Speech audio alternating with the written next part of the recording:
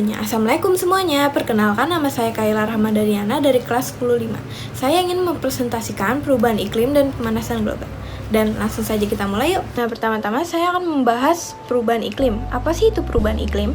Perubahan iklim adalah perubahan jangka panjang pada pola cuaca di bumi yang disebabkan oleh faktor alam dan terutama oleh aktivitas manusia. Perubahan ini meliputi perubahan suhu udara, curah hujan, arah angin, dan musim yang tidak menentu.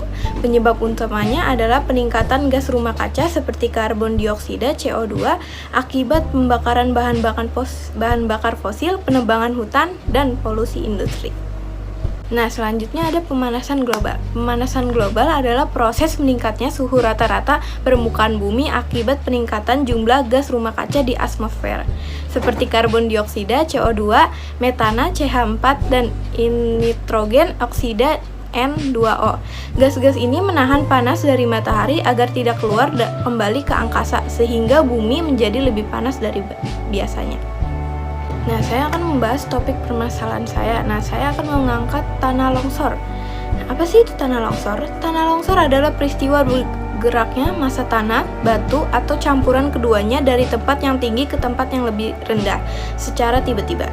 Peristiwa ini biasanya terjadi di daerah yang miring atau berbukit. Proses terjadinya longsor itu bagaimana? Pertama, air hujan meresap ke dalam tanah dan menambah bobotnya. Dua, jika air tersebut mencapai lapisan kedap air, tanah menjadi licin sehingga bertindak sebagai bidang gelincir. Ketiga, lapisan tanah di atas bidang gelincir kemudian bergerak mengikuti lereng ke arah bawah atau keluar.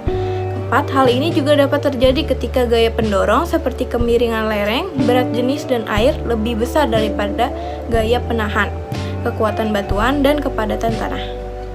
Penyebab longsor. Nah, saya akan membahas dua penyebab longsor. Pertama, faktor alam, dan kedua, aktivitas manusia.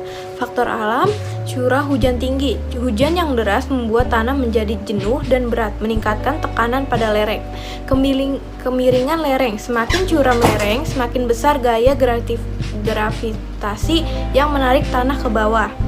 Getaran, seperti gempa bumi, getaran akibat lalu lintas, atau mesin dapat mengganggu stabilitas lereng. Nah, yang kedua ada aktivitas manusia.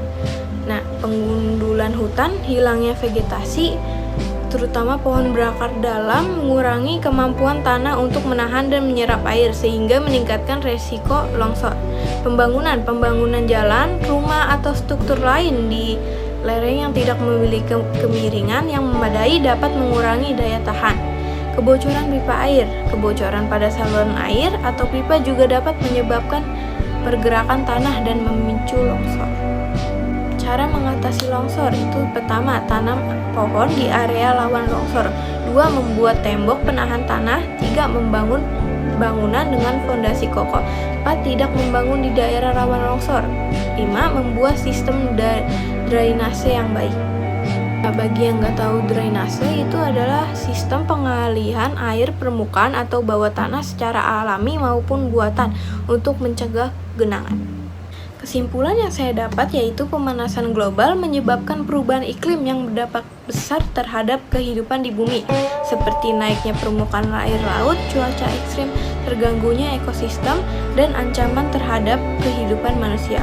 Oleh karena itu, manusia perlu melakukan upaya nyata untuk mengurangi emisi gas rumah kaca dan menjaga keseimbangan lingkungan agar bumi tetap layak huni. Sekian, terima kasih. Itu saja yang bisa saya sampaikan, dan mohon maaf bila ada salah kata. Terima kasih.